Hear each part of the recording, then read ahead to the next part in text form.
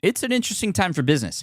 Tariff and trade policies are dynamic, supply chains are squeezed, and cash flow, it's tighter than ever. If your business can't adapt in real time, you are in a little bit of hurt. So how do you get full visibility and adapt in real time? Over 42,000 businesses trust NetSuite by Oracle, your AI-powered business management suite. It brings accounting, financial management, inventory, and HR all under one roof. NetSuite is the #1 cloud ERP for a reason. It's your single source of truth, giving you the data and control you need to move quickly. Real-time forecasting helps you move into the future with confidence, and with AI built in, you can automate the busy work and focus on strategy.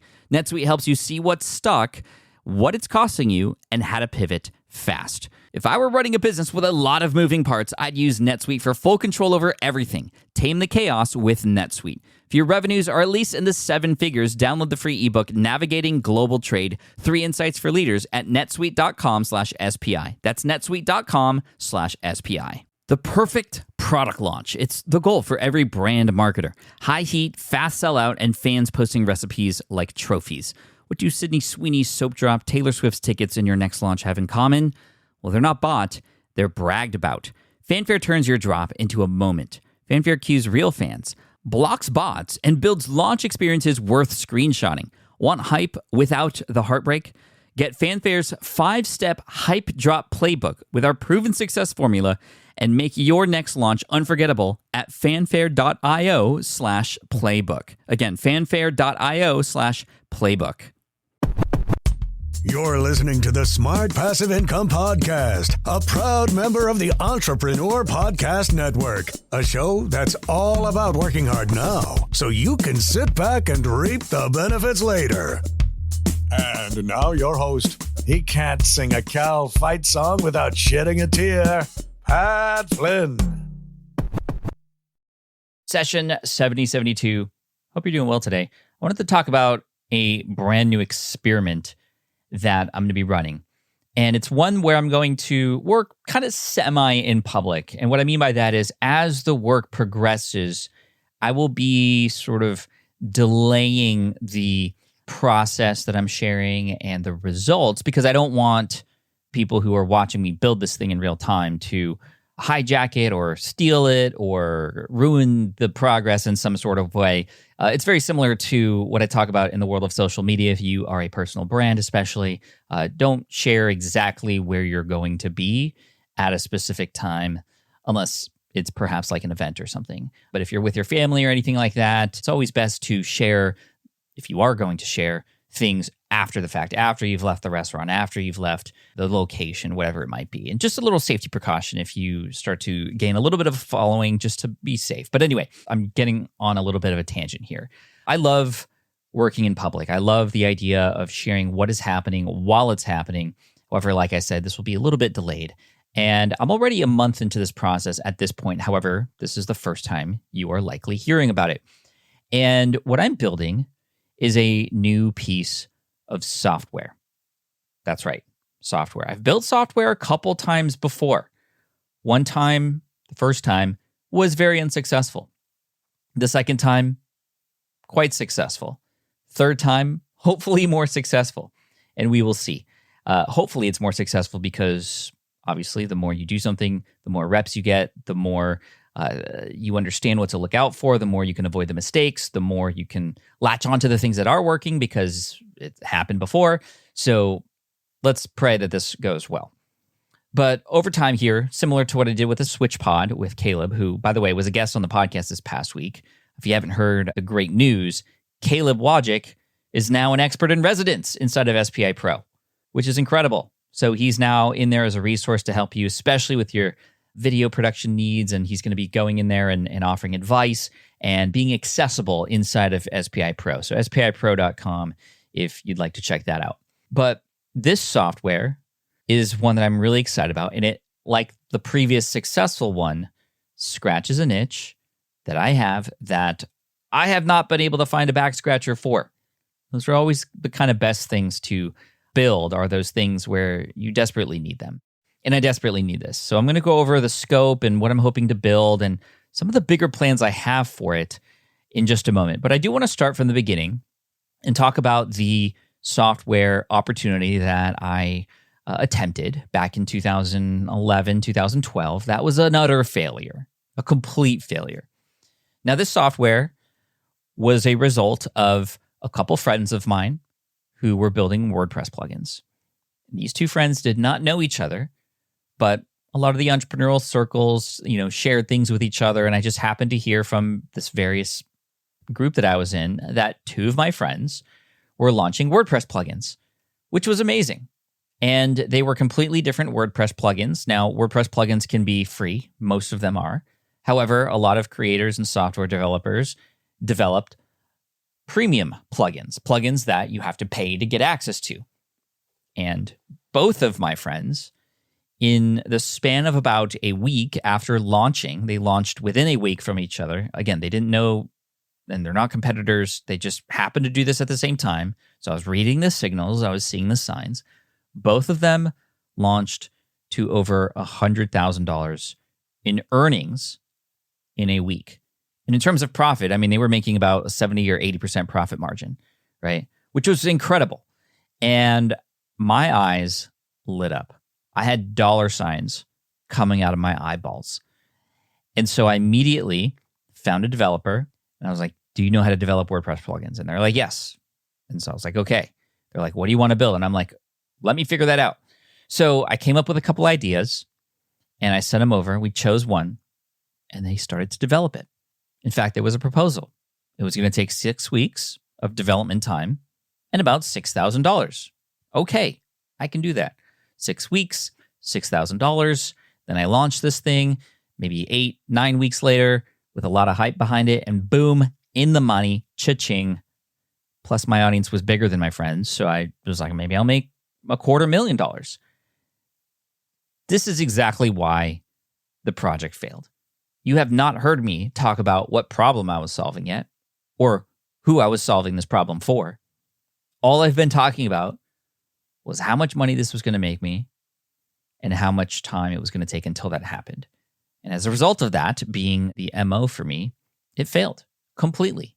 In fact, what was supposed to take 6 weeks took 16 weeks, like 6 months, which is more than 16 weeks, but a long time.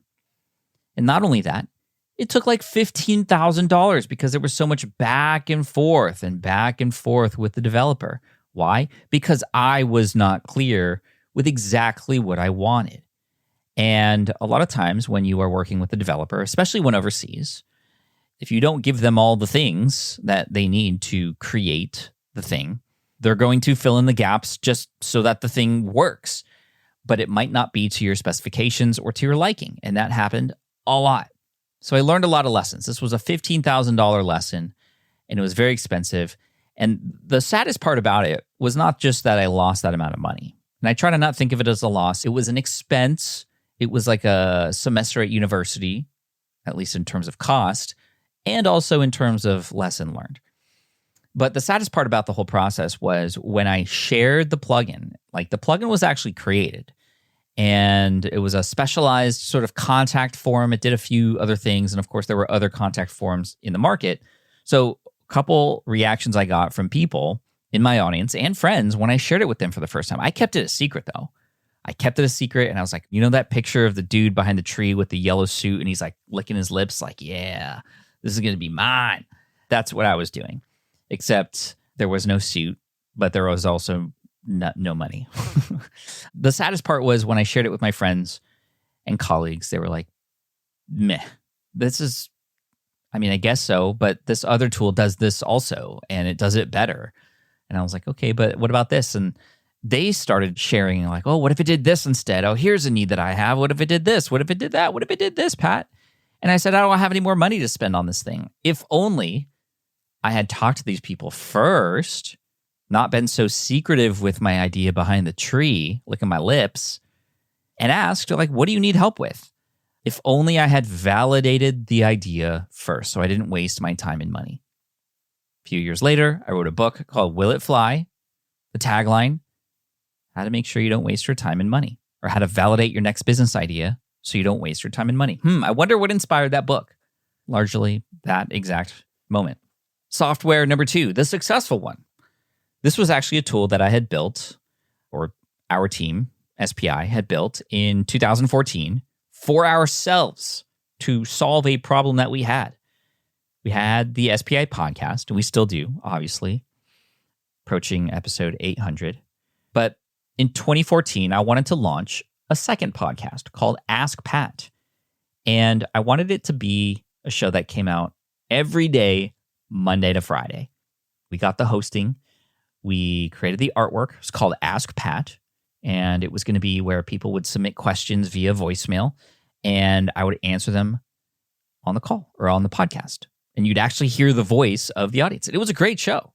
It was validated and tested, in fact, on the SPI podcast in some earlier episodes. And I said, I love this segment. Let's just pull it out and make it its own show. The problem was there were so many episodes coming out in that podcast. It was hard to manage, and it was hard to display all of them. We wanted an easy way for people to see the library that we were creating. And several episodes in, we were like, we need to build a tool that can help a person who's on the website find their way through this. And when we get to several dozen, if not maybe hundreds of Ask Pat episodes, we're going to need a way for people to search through these. We need to create tags for these episodes and have a player that can manage that process, the findability of these episodes. So we created the Ask Pat player, and it was amazing. It was, in fact, on the website, and so many people said, where did you get that player? I want the Ask Pat player. The Ask Pat player is amazing. Like, can I get access to that code? So, of course, people saw it being used on our side and how well it was designed and how much it organized people's podcasts. And this is when podcasting was on the rise. So we said, hey, let's turn this into a WordPress plugin. I've done that before, but I didn't go through this validation process like I did this time. So I think this is a much better chance. And we created what was then called the Smart Podcast Player. Changed the name because it wasn't just for Ask Pat anymore. It was the Smart Podcast Player with two components: a visual catalog plugin that you could use to almost create like a Spotify-like opportunity on your website to discover and find new podcasts and play the latest episodes and such, plus a single track player that lives on every individual blog post for your podcast episode that had the most modern ways of building an email list incorporated, sharing and subscribing and all those kinds of things, all built into the player itself. It was gorgeous. Shout out to Dusty on our team for designing that thing. Well, then we turned it into a SaaS, so it then didn't become a WordPress plugin anymore. It was available for anybody on any platform using any host, and it was great as long as you have an RSS feed. We changed the brand name to Fusebox.fm. Fusebox.fm had then created a plugin to put a transcript on your website and easily allow people to download that without you doing any work. And then we built a hosting platform on Fusebox for podcasts. One of the lowest costing ones that you can get if you're starting a podcast, Fusebox.fm. And that company I still own, and it's great. Now, the third project. What is it? Well, I'll give you a high level because I'm currently in the middle of the development process. Do I know how to code? No. Each of these times that I've done software, I've worked with another team. And every time, the teams that I surround myself with just seem to get better and better. And this third time around, I'm working with a couple people who, let me see, they're going to be on the show at some point. Have they been on the show yet? No, they're going to be on the show in episode 777. Lucky jackpot 777. So this is 772. So 5 episodes from now, lucky 777. Be sure to subscribe so you don't miss this because I'm interviewing a couple people who are working at this development company to help me create this software. And we're going to talk about the process. We're going to talk about the stages that this will be rolled out. We're going to talk about what they, as a development team, would need or did need from me in order to take that and turn it into something. At this moment in time, I haven't seen anything yet. We literally just started the project. I'm recording this at the end of February right now. So this is a fun little case study that's happening in real time. Again, delayed a little bit because the development process has already started. So what is this thing? I'm not going to give away the name of it quite yet, but I do have the domain name and all this stuff. But let me tell you about the process that I do manually, and hopefully you should start to get a feel for what this software might be able to do.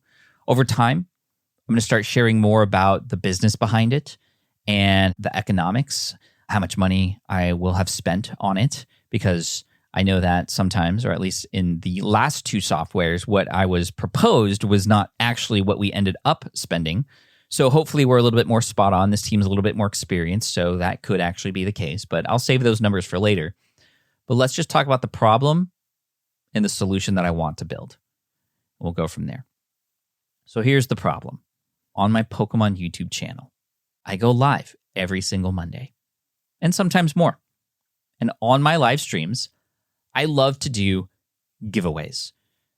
People will randomly enter their name in this giveaway, and I will live put their name on a wheel that randomly selects from all the names that have been entered, and I offer different Pokemon cards, different packs, different prizes. And I later follow up with those people and send it to them. It's a great thing to do for the community. It helps, of course, with the subscribership, but it also is just so much fun to do. Here's what I am required to do in order to make this happen.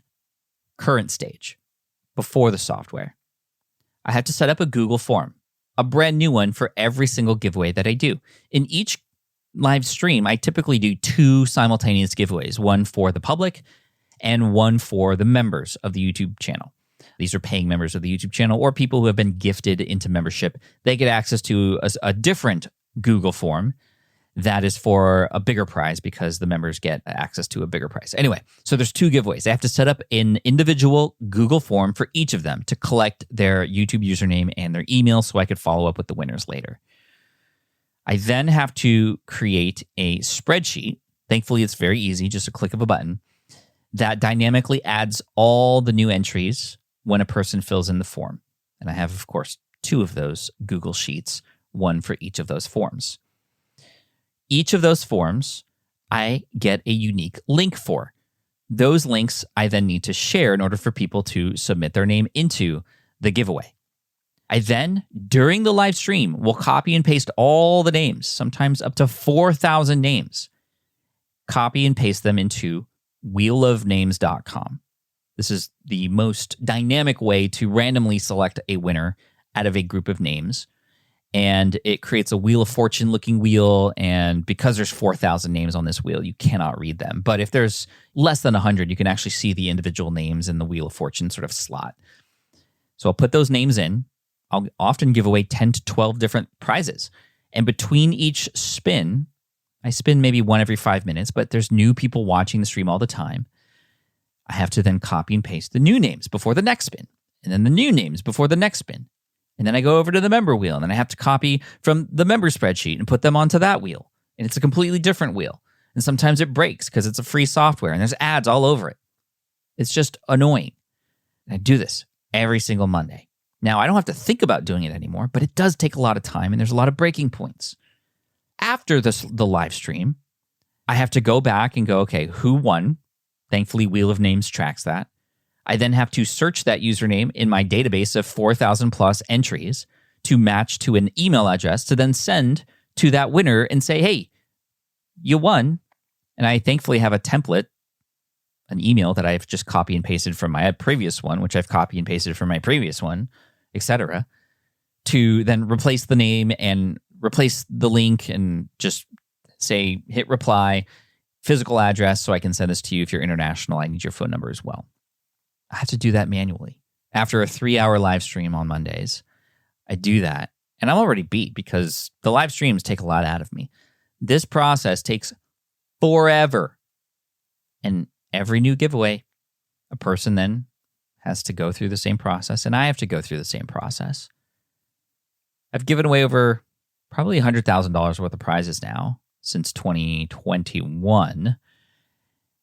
And so I'm going to take some of the earnings from the channel and put it into the software. And we're talking 5-figure range. Again, I'll tell you exactly how much I spend when I figure out exactly how much I'm going to spend. But it is in the 5-figure range. Low 5-figure, but it's still 5-figure. That's not a cheap amount. But again, I'm going to be sharing this process because I need to solve this problem for myself. But what's interesting is there's a ton of other live streamers on YouTube, Twitch, Kick, as well as people on stage who do the exact same process that I just shared with you. who could benefit from a tool like this. That's what I'm building. That's what I'm excited to share the journey about with you. So make sure you hit subscribe. This thing's going to cost some money, but here's the big play, and I'm going to send you off with this. I'm going to coin this and call it my sideways software strategy. My sideways software strategy. What do I mean by that? Well, this tool collects emails. There's a lot of laws around that. However, imagine integrating into an email service provider. Something that provides clear ROI, something that is a clear goal of people. This tool can help enhance that.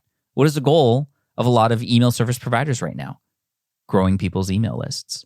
Do any of them have any giveaway mechanisms to go along with it? They do not. So the big grand scheme here is to create a tool that incorporates an incredibly valuable opportunity for users, bringing a lot of users in, and perhaps sell this thing. I am building this to sell.